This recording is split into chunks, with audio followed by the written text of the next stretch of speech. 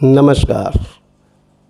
आप देख रहे हैं भटनी टाइम्स। मैं रूमी निज़ामी अपने साथी सनी गुप्त के साथ एक बार फिर से हाजिर हूँ क्रमवार संख्या में। जिस तरह से मैं चेयरमैन पद के प्रत्याशियों से मिलता और आ रहा हूँ और उनकी बात आप तक पहुँचा रहा हूँ, आज मैं एक और प्रत्याशी जो दमखम के साथ मैदान में बार बार उतरते रहते हैं, श्री मोहनलाल गुप्त जी हमारे बीच हैं। इन्होंने कई बार जोर आजमाइश की चुनावी मैदान में। ये अलग विषय है कि सफलता नहीं मिली और जनता ने क्यों नहीं चुना, ये तो जनता की बात है। और मैं बता दूं इनके बारे में कि सन 2000 में जब आरक्षण के तहत यह नगर पंचायत की सीट महिला हो गई थी, तो वहाँ से इन्होंने अपनी पत्नी को इस मैदान में उतारा था और सफलता के झंडे गाड़ दिए थे। उसके बाद इन्होंने 5 साल तक एक प्रतिनिधि के रूप में उनके साथ कार्यकाल को देखा, कार्य योजनाओं को देखा। तो आज मैं उन्हीं के साथ उनकी बात साझा करूँगा। तो सबसे पहले मैं सीधे मोहनलाल गुप्त जी के साथ चलता हूँ और पूछता हूँ कि इस बार बार बार जनता ने आपको दूसरे नंबर पर चुना है, इसका मतलब कि जनता में आपकी पकड़ है और आप पे ऊपर जनता भरोसा भी करती है। ये किस्मत की बात है कि आप के साथ किस्मत दगा दे जाती है। तो इस बार कौन सा नया घोषणा पत्र और मैनिफेस्टो जनता के बीच में लेके जाएंगे?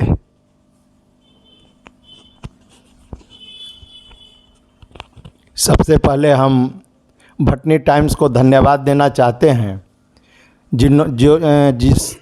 जिन्होंने मेरी आवाज़ को, मेरे विचार को जनता में पहुंचाने का काम किया है।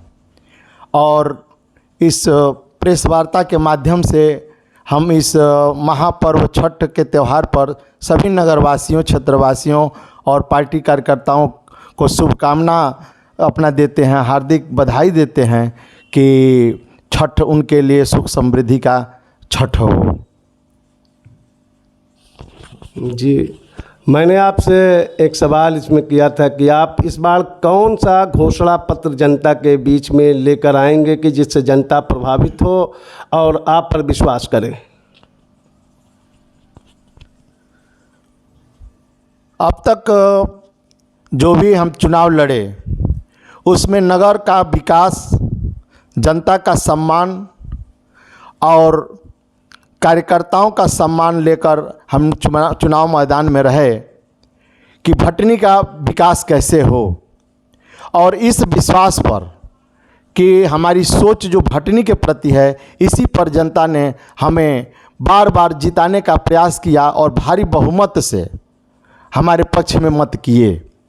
2005 से लेकर और 6 तक महिला सीट होने के नाते पत्नी का कार्यभार रहा और हमने प्रतिनिधि के रूप में कार्य किया। उसमें जो भी हमने कार्य किया उस परिस्थिति में वह आज भी लोगों के सामने है। कम संसाधनों में ज़्यादा से ज़्यादा विकास करने का काम किया गया था, जनता का सम्मान किया गया था और वही देन है कि आज जनता हमको सम्मान के नज़र से देखती है और हमारा सम्मान करती है। जी, अगला सवाल कि उस बार आप निर्दल के रूप में उतरे थे, आपको टिकट नहीं मिल पाया था किन्हीं कारणों, बस ये पार्टी का निर्णय रहा होगा, ये मैं नहीं जानता। तो इस बार आप पार्टी से आएंगे या फिर निर्दल आएंगे? देखिए, जहाँ तक भारतीय जनता पार्टी का सवाल है, हम निरंतर 30 वर्षों से पार्टी की सेवा करते चले आ रहे हैं और भिन्न भिन्न पदों पे, जैसे बजरंग दल के कार्यकाल से लेकर भारतीय जनता युवा मोर्चा मंडल अध्यक्ष 2 बार रहे, 2 बार मंडल अध्यक्ष रहे नगर के, और जिला मंत्री में रहा 1 सत्र, और विधानसभा प्रभारी भाटपा रानी रहा, और विधानसभा प्रभारी रामपुर कारखाना में रहा, लोकसभा में पालक रहा। भिन्न भिन्न पदों पर रहकर अपने कार्यों का, अपने कर्तव्यों का निष्ठापूर्वक हमने पालन किया है। और मुझे पूरा भरोसा है कि भारतीय जनता पार्टी एक कार्यकर्ता की पार्टी है और कार्यकर्ता के रूप में हमें पुनः अपने सिंबल से चुनाव लड़ाने का काम करेगी। यानी आपको पूर्ण विश्वास है कि टिकट देगी। लेकिन मेरा एक और इसी से संबंधित सवाल है कि अगर किसी परिस्थिति बस, मैं नगर में देख रहा हूं कि बड़े सारे पोस्टर और बैनर भारतीय जनता पार्टी से बड़े दावेदार भी दिखाई दे रहे हैं और लगे भी हैं बैनर पोस्टर, ऐसे में अगर पार्टी आपको टिकट ना दे या नहीं देने का फैसला करे किसी कारणवश, तो क्या आप पार्टी के साथ रहेंगे या फिर कुछ और निर्णय लेंगे चुनाव लड़ने के लिए? अब जो भी बैनर लगे हुए हैं उसमें हमको लेकर 5 कार्यकर्ता के रूप में कार्य किए हैं। भले ही उनका कार्यकाल कम समयों का रहा हो, लेकिन वह भारतीय जनता पार्टी के कार्यकर्ता हैं। और एक व्यक्ति जो दावा ठोक रहे हैं वह आज तक मुझको जहां तक जानकारी में है, संज्ञान में है कि अभी वह भारतीय जनता पार्टी की सदस्यता भी नहीं ग्रहण किए हैं और वो अपने धन बल के प्रभाव में आकर जैसा कि पब्लिक जनता में कह रहे हैं कि हम टिकट को ले लेंगे और हम ही को टिकट मिलेगा। यह समय बताएगा कि पार्टी कार्यकर्ता को चुनती है कि आयातित नेता को चुनती है। और जहाँ तक मेरा सवाल है कि पार्टी का अगर टिकट नहीं देती है तो मैं क्या करूँगा, तो पार्टी अगर टिकट नहीं देती है, जिसको भी टिकट देती है, मैं उसके साथ निष्ठापूर्वक उसके सहयोग करूंगा और पार्टी के जो भी आदेश निर्देश मिलेंगे उनके अनुरूप कार्य करूंगा। आपने कहा कि आप पार्टी की गाइडलाइन के साथ चलेंगे और जो भी निर्णय होगा उसके साथ साथ चलते रहेंगे और चुनावी फैसला भी वही होगा लड़ने का। और कहा जाता है कि बहुत से यहाँ पे प्रतिनिधि आए नगर पंचायत में, अपने कार्यकाल को पूरा किया। युवा वर्ग के लिए एक सवाल है, आपने करीब से देखा है नगर पंचायत को, क्या ऐसा कोई फंड आता है जिससे कि शिक्षा के लिए पुस्तकालय का निर्माण हो? और बहुत सारे प्रतिनिधियों ने अपने घोषणा पत्र में इसे ऊपर के बिंदुओं में रखा था कि इसे बनवाएंगे, लेकिन आज तक ये धरातल पर दिखाई नहीं दिया। कहते हैं कि शिक्षा जो है एक बौद्धिक प्रयोगशाला होती है, नए ज्ञान की खोज का एक केंद्र होती है, जहाँ से प्रतियोगी छात्र, खास करके गरीब छात्रों की महंगी किताबें खरीदने में काफ़ी मुश्किलात होती हैं। और ये गरीब छात्र भरोसे होते हैं पुस्तकालय की हमें एक अच्छी प्रतियोगी किताबें मिल जाएं जिससे हम अपने करियर को बना सकें। और मज़दूरों के बच्चे हैं और भी गरीब तबके के लोग हैं जिनके बच्चे IPS या IAS या बड़े पदों पर जा सके। तो एक पुस्तकालय की कितनी ज़रूरत है और क्या अगर आपको मौका मिला तो इसके लिए क्या करेंगे? देखिए, जहाँ तक फंड की बात है कि पुस्तकालय के लिए फंड आता है कि नहीं, वह निर्भर करता है नगर पंचायत के चेयरमैन पद पर जो बैठा व्यक्ति है कि उसकी कार्यशैली क्या है। जैसे कि मेरा कार्यकाल नहीं चल रहा था और माननीय राम प्रकाश गुप्ता जी मुख्यमंत्री थे और मैं जनता दरबार में गया था। उस समय एक आवेदन किया कि यहाँ पाइपलाइन तो बिछ रहा है लेकिन टंकी नहीं है, और उन्होंने उस समय 22 लाख रुपया स्वीकृत किया था टंकी के लिए, जो केवड़ा में आज बनकर खड़ा है। मैं जब मेरी पत्नी चुनाव नगर पंचायत अध्यक्ष थी तो मैंने नगर विकास मंत्री जी से मिलकर और अलग से फंड लाया था। उस समय फंडिंग कम होती थी नगर पंचायतों को, लेकिन जितना भी फंड मिलता था, जैसे कि 12 वित्त से पैसा आता है, 16वें वित्त से पैसा आता है, उन लोगों का अलग अलग कार्य क्षेत्र होता है, तो पैसा आता है और उसके बाद भी प्रयास कर प्रतिनिधि अपने प्रतिनिधियों के माध्यम से शासन द्वारा पैसा लाने का काम करते हैं। जहाँ तक युवाओं के लिए बात है, हमने हमेशा युवाओं के लिए कार्य किया है और उस समय संसाधन कम था, पैसा कम था शासन द्वारा भी, लेकिन इसके बावजूद भी जो निर्माण कार्य हुआ, जो भी कार्य इस नगर में हुआ, आज सामने दिखता है। और जो भी प्रतिनिधि रहे एक तरफ बनाते गए और दूसरी तरफ टूटता गया। जहाँ तक लाइब्रेरी का सवाल है, हमारे कार्यकाल का काफ़ी अंतराल रहा। 22 साल बाद आज मैं पुनः चुनाव मैदान में हूँ और अगर हमको मौका मिलता है तो निश्चित रूप से युवाओं के लिए खेल के लिए स्टेडियम और जैसे टेनिस के लिए हॉल और बच्चों के शिक्षा के लिए पुस्तकालय की व्यवस्था सुनिश्चित कराऊंगा। और यहाँ की जो सबसे ज्वलंत समस्या है सौदाह गृह का, जो आज तक भटनी नगर के पास नहीं बन पाया, मेरी एक सोच थी और वह सोच धरातल पर खरा नहीं उतर पाया, इसलिए कि मैं प्रतिनिधि नहीं हो पाया नगर पंचायत का। तो अगर हमको मौका मिलता है तो यह सब कार्य हमारे प्राथमिकता में रहेगा। अभी जैसे कि पूर्व के चेयरमैनों ने बयान दिया है, आप उससे वाकिफ़ हैं कि जो उन्होंने निर्माण कार्य किया, अभी आदर्श चौराहा हथवा गांव से लेकर और 115 तक जो नाली का निर्माण हो रहा है, आज वह नाली वायरल हो रहा है कि सबसे घटिया किस्म का ईंट, सफ़ेद बालू और सीमेंट से निर्माण हो रहा है। अधिकारी उस पर जांच भी कर रहे हैं। तो यह नगर पंचायत का वर्तमान चेयरमैन जो हैं आकंठ भ्रष्टाचार में डूबे हुए हैं और जनता ऊब गई है। इनके पहले भी जो लोग रहे उनके कार्यशैली को देखते हुए जनता ने उन्हें स्वीकार नहीं किया। संविधान में यह व्यवस्था है कि एक बार जब प्रतिनिधि जनता चुनती है तो वह 5 साल बाद पुनः उनके दरवाजे पर आते हैं और जनता गुण दोष के आधार पर पुनः उनको चुनती है या उनको नकार देती है। तो आज जो इंदौर का बखान कर रहे हैं, इंदौर का जो सपना लेकर आए हैं, 5 साल पूरा हो गया लेकिन कुछ नहीं हुआ और पुनः एक समय मांग रहे हैं कि हमें एक और मौका दिया जाए। अरे भाई, 5 साल में जलकल के नाम पर लाखों लाख रुपए लूटे गए पाइपलाइन दिखाकर, और आज तक जनता को एक बूंद पानी भी मुहैया नहीं कराया गया। मेरे कार्यकाल में अभी निर्माणाधीन था पूरा जलकल विभाग, अभी हैंडओवर नहीं हुआ था, नहीं तो आज लोगों को निश्चित रूप से निर्मल जल उपलब्ध रहता। अभी आपने एक बात की, सौदागरी की कमी है, लेकिन मुझे जहाँ तक जानकारी है इस पर हो हल्ला भी हुआ था कि एक केवड़ा में नदी के किनारे किसी सौदागरी का वर्तमान चेयरमैन द्वारा निर्माण कराया गया। इस बारे में क्या कहेंगे? इस बारे में हम यही कहेंगे कि जहाँ पे ज़रूरत थी वहाँ को नकार दिया गया, आज जहाँ पे ज़रूरत नहीं थी वहाँ ज़बरदस्ती बनाया गया।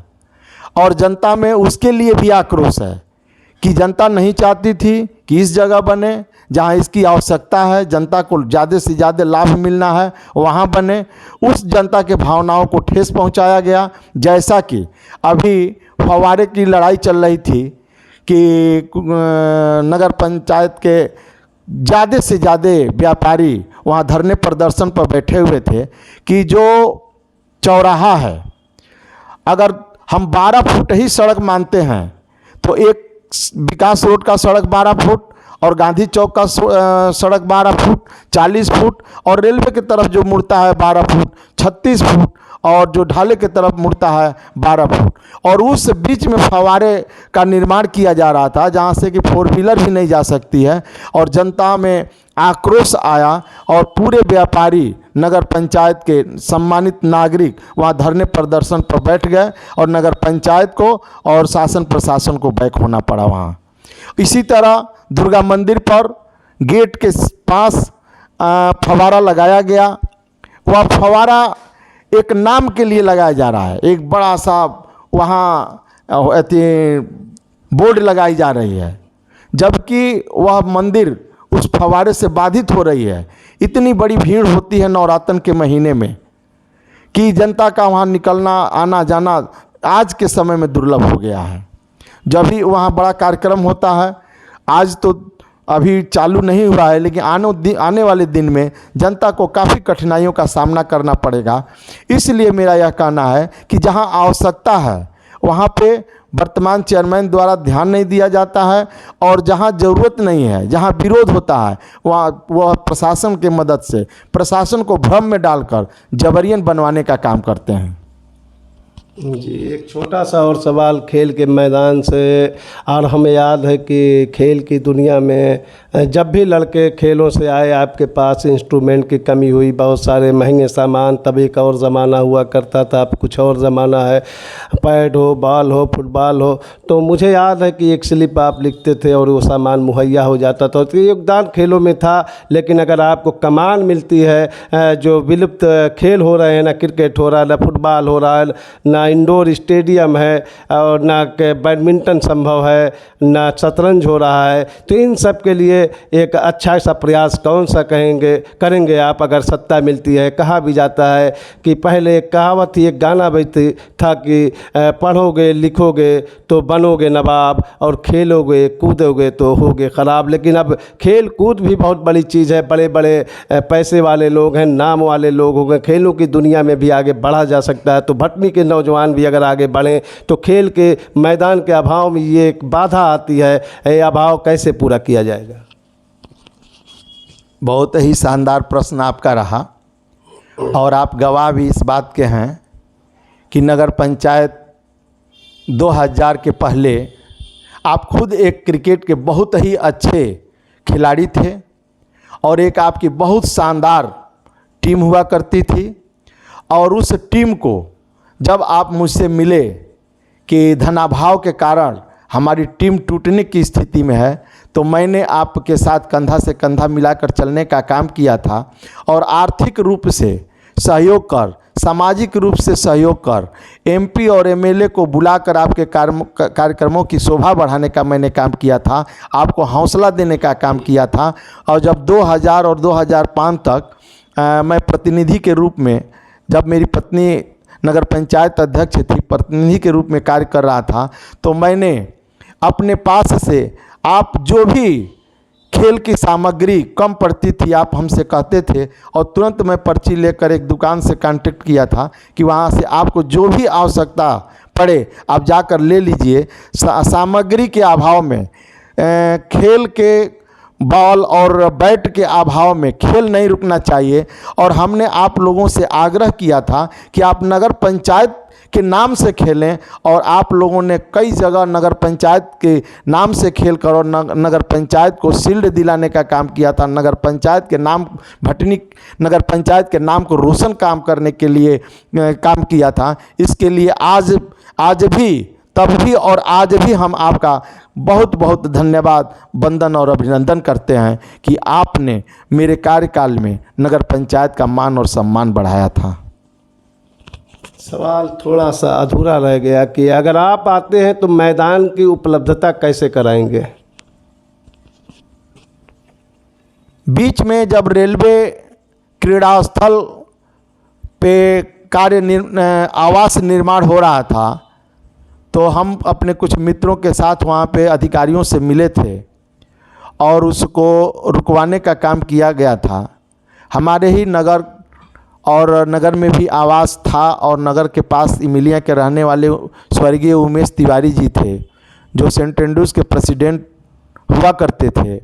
उनके प्रयास से हम लोगों ने क्रीड़ा स्थल को स्टेडियम के रूप में, क्रीड़ा स्थल के नाम पर वह रेलवे की ज़मीन अलॉट कराए थे। आज भी वह कागज़ हमारे पास होगा और अगर कोई बहुत सरकारी बाधा नहीं आता है तो अगर हमको अवसर मिलता है नगर पंचायत में, अगर हम जीतते हैं तो निश्चित रूप से रेलवे में जो अलॉटमेंट है क्रीड़ा स्थल के नाम पर उसको अपने सांसद महोदय से मिलकर और स्टेडियम के रूप में युवाओं के लिए खेल के मैदान और स्टेडियम के रूप में उसको बनवाने का काम करूंगा। और पहले भी मैंने कहा कि नगर पंचायत में काफ़ी ज़मीनें हैं और उस ज़मीन पे टेनिस का जैसे हाल हुआ युवाओं के लिए मैं उसका भी निर्माण कराऊंगा। आपने जवाब दिया, अच्छा लगा। इसके बाद कुछ और सवालों के साथ सनी जी हमारे बीच हैं, आपसे रूबरू होंगे। सबसे पहले भटनी टाइम्स के सभी दर्शकों को छठ पर्व की ढेर सारी शुभकामनाएं। इस समय हमारे साथ मौजूद हैं भटनी नगर क्षेत्र भटनी में चेयरमैन पद के दावेदार मोहनलाल गुप्त जी। मोहनलाल जी, मेरा सवाल आपसे ये है, जैसा कि आपने बताया कि जलकल योजना को हैंडओवर आपके शासनकाल में हुआ था, मतलब आपकी पत्नी वर्ष 2000 से 2005 तक चेयरमैन थी, जिसमें आप बतौर चेयरमैन प्रतिनिधि के रूप में कार्य कर रहे थे। लेकिन जहाँ तक मैंने जानकारियाँ इकट्ठा किया है कि आपके शासनकाल में जलकल योजना की शुरुआत हुई थी और आज 20 वर्षों से अधिक हो गए हैं और लोगों तक वह शुद्ध जल नहीं मिल पाया है। आज भी मैं इंटरव्यू लेता हूं भटनी टाइम्स से और हर जगह जाता हूं, बहुत सारे प्रतिनिधियों से मेरी मुलाकात हुई। कहीं हमें फ़िल्टर का पानी मिलता है, कहीं हमें चाय मिलता है, कहीं नाश्ता मिलता है, लेकिन आम नागरिकों को कहीं ना कहीं पानी नहीं मिल पा रहा है। तो जलकल योजना में आप किस तरीके से जनता के विश्वास मत को जीतेंगे और उन्हें पानी का बंदोबस्त कराएंगे? देखिए, मेरे कार्यकाल में जब मैं प्रतिनिधि था उस समय निर्माणाधीन था, हैंडओवर की बात नहीं मैंने कहा, निर्माणाधीन था। और उसके बाद कार्यकाल समाप्त हुआ। जो भी चेयरमैन के प्रत्याशी रहे 22 साल 2005 तक रहा, 17 साल हो गए, लेकिन अब तक जलकल चालू नहीं हुआ। यह हमारे पूर्व के चेयरमैन जो रहे, इस वर्तमान परिस्थिति के जो पहले चेयरमैन रहे, इन लोगों का कर्तव्य था कि उस जलकल को चालू करावें, लेकिन उन्होंने एकमात्र यही काम किया कि जलकल के नाम पर कई लाखों रुपए का पुनः पाइप लगवाए और उस पैसे को फर्जी तरीके से निकालने का काम किए। पाइपलाइन को कुछ डलवाए, कुछ ज़्यादा बढ़ाकर निकालने का काम किए। केवल भ्रष्टाचार किए। उनका उद्देश्य केवल भ्रष्टाचार था, न कि वह जलकल को चालू कराना था। अगर ऐसी मंशा रही होती तो निश्चित रूप से आज लोग निर्मल और स्वच्छ जल का प्रयोग कर रहे होते। मेरा दूसरा सवाल ये है कि चूँकि आपका जब आप चेयरमैन प्रतिनिधि थे तो बहुत लोग जो है आज भी बातें ये उभरते हुए सामने आती हैं कि टॉनेरिया ऑफिस से भेदभाव हुआ करता था और लोगों से कई लोग ये भी आरोप लगाते हैं कि मनमानी नक्शा पास कराने के लिए मनमानी धन वसूला जाता था। इस पे आप क्या कहना चाहेंगे? इस बात में कितनी सत्यता है? मेरे कार्यकाल में कोई अतिरिक्त धन नहीं लिया जाता था और 150-200 रुपये में एक मानक था, उस मानक के अनुसार जोड़ा जाता था। 150-200-250 रुपये में नक्शा स्वीकृत किया जाता था। और कोई पूरे नगर पंचायत में आज भी सर्वे करा लिया जाए कि 1 रुपये का अतिरिक्त कोई व्यक्तिगत लाभ नगर पंचायत अध्यक्ष तो अध्यक्ष एक कर्मचारी पर भी आरोप नहीं लगाया जा सकता था कि वह रसीद कटने के बाद 10 रुपया भी कोई मकान मालिक उसको पैसा देता था। जैसा कि अभी हमारे साथी रूमी निजामी से आपका बात हुआ और आपने कहा कि मैं भारतीय जनता पार्टी का सिपाही यानी निष्ठापूर्वक जिन्हें भी टिकट मिलेगा उनका समर्थन करूंगा। तो 2017 में भी आप भारतीय जनता पार्टी के साथ टिकट की दावेदारी कर रहे थे, लेकिन क्या कमियां रह गई कि आपको बागी बनना पड़ा? उस समय की परिस्थिति यूँ थी कि एक तो जो हमारे वर्तमान विधायक थे वह 3 साल पहले भारतीय जनता पार्टी को ज्वाइन किए थे और कार्यकर्ताओं से कोई बहुत उनका लगाव नहीं था, और जिसको उन्होंने टिकट दिया था वह पार्टी का कार्यकर्ता नहीं था, उनके खुद विपक्ष में दूसरे प्रत्याशी के साथ था और व्यक्तिगत लाभ के चलते उन्होंने उसको टिकट दे दिया। यदि किसी कार्यकर्ता को टिकट मिला होता तो मैं निष्ठापूर्वक उसके साथ रहता और मैं कतई चुनाव नहीं लड़ा होता। लेकिन जब टिकट दिया गया और वह 10 रुपये का सदस्य भी नहीं था, वह भारतीय जनता पार्टी का एक दिन 24 घंटे का भी कार्यकर्ता नहीं था, ऐसे व्यक्ति को जब टिकट दिया गया तो कार्यकर्ताओं में एक काफ़ी आक्रोश था और कार्यकर्ताओं ने हमें प्रेरित करके मुझको चुनाव लड़ने के लिए बाध्य कर दिया और हम अपने कार्यकर्ताओं का, अपने नगरवासियों का सम्मान करते हुए मुझको चुनाव मैदान में आना पड़ा था। अभी उत्तर प्रदेश के शासनादेश जारी हुआ था योगी आदित्यनाथ जी द्वारा कि जितने भी अवैध अतिक्रमण है शहर में, गांव में, कस्बे में उसे हटाया जाएगा। और ये कार्रवाई भटनी में भी ज़ोरों शोरों से हुई। तो कुछ लोग ही भटनी के जनता ने आरोप लगाया कि भटनी में जो अतिक्रमण हटा है उसमें भेदभाव की नीति अपनाई गई। कुछ प्रतिनिधियों ने कुछ प्रतिनिधियों को निशाना साधा। तो क्या आप मानते हैं कि भटनी की जनता ने अतिक्रमण किया है और शायद इस कार्रवाई पे भेदभाव की नीति भी कुछ प्रतिनिधियों द्वारा अपनाई गई थी? देखिए, जब किसी बाज़ार में व्यवसायिक होते हैं, नागरिक होते हैं, तो कहीं न कहीं त्रुटियां होती हैं और उसी के साफ सफाई के लिए अभियान चलता है। तो सरकार की मंशा थी कि जो लोग अपने मकान के सामने अतिक्रमण किए हुए हैं, जिससे नाली पे अतिक्रमण है, सड़क पे अतिक्रमण है, सड़क पे आवागमन बाधित हो रहा है और नालियों की साफ सफाई नहीं हो पा रही है। जैसे कि हमारे वर्तमान प्रधानमंत्री माननीय नरेंद्र मोदी जी पूरे देश में स्वच्छता अभियान लाए और स्वच्छता अभियान की देन है कि आज हर नागरिक कोई भी कूड़ा हाथ में कुछ खाता है तो डस्टबिन खोजता है कि कहाँ डस्टबिन मिले कि हम उसमें फेंकें। एक यह हर लोगों के विचारधारा में जुड़ गया है। वैसी परिस्थिति में जब शासन द्वारा, उत्तर प्रदेश की शासन द्वारा सफाई अभियान, अतिक्रमण अभियान लागू किया गया, तो सरकार की मंशा थी कि सड़क स्वच्छ रहे, सड़क पे कोई अतिक्रमण ना हो, नाली पे कोई अतिक्रमण ना हो, जिससे कि गंदे पानियों का बहाव सही रहे। और नगर पंचायतों में यह घोषणा भी किया गया या प्रचार प्रसार भी किया गया कि नाली पे जो भी अतिक्रमण किए हैं वह हटा लें। लेकिन जब अभियान चला जिस दिन, उस दिन भेदभाव किया गया। नगर पंचायत अध्यक्ष ने पहले से सुनियोजित तरीके से भेदभाव करके और उन्होंने नगर पंचायत के नालियों से भी 4 फुट 5 फुट जो कटरेन अंदर डाले थे, वह अपने असोरे को नहीं बना पाए थे, अपने धनाभाव में अपने ज़मीन पे नहीं बना पाए थे, कटरेन से किसी तरह ढके हुए थे, उस कटरेन को भी तोड़ दिया गया। यहाँ तक कि कानून जो अदालत है उसकी भी लोगों ने धज्जियाँ उड़ाई। स्टे के होने के बाद, कोर्ट द्वारा स्टे होने के बाद भी उस दुकान को ढा दिया गया।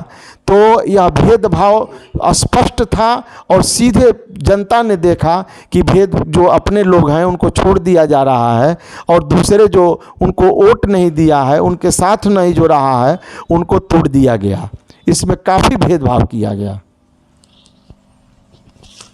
आपने जैसे कि जब वार्तालाप हो रही थी रूमी निजामी जी से, तो आपने कहा था कि जब हम चेयरमैन प्रतिनिधि थे तो युवाओं के लिए जो है बतौर एक जिम्मेदारी के तौर पे कार्य को किया था।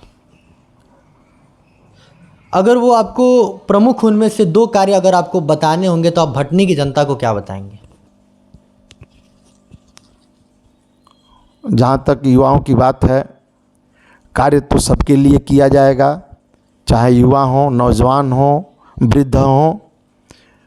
नगर पंचायत भटनी की सारी जनता एक समान है, लेकिन आज के परिवेश में जहाँ युवाओं को तवज्जो दिया जा रहा है, युवा ही हमारे भविष्य के कर्णधार हैं, इनके लिए जैसे हमारी प्राथमिकता होगी पुस्तकालय, क्रीड़ा स्थल और इनको प्रतिवर्ष एक प्रतियोगिता कराना कि जो भी चाहे वह सांस्कृतिक कार्यक्रमों के माध्यम से स्कूलों में अच्छे अंक लाए हों या क्षेत्र में जो भी उन्होंने सामाजिक काम किया हो, उनको किसी बड़े त्यौहार पर जैसे 26 जनवरी या 15 अगस्त हो, उनको मंच के माध्यम से उनको सम्मानित किया जाए और जितना भी हो सके उनको प्रोत्साहित किया जाए कि हमारे नगर पंचायत और नगर पंचायत के आसपास के इलाके से आने वाले हमारे युवा को प्रेरणा मिले और वह प्रोत्साहित होकर हमारे क्षेत्र का नाम रोशन करें।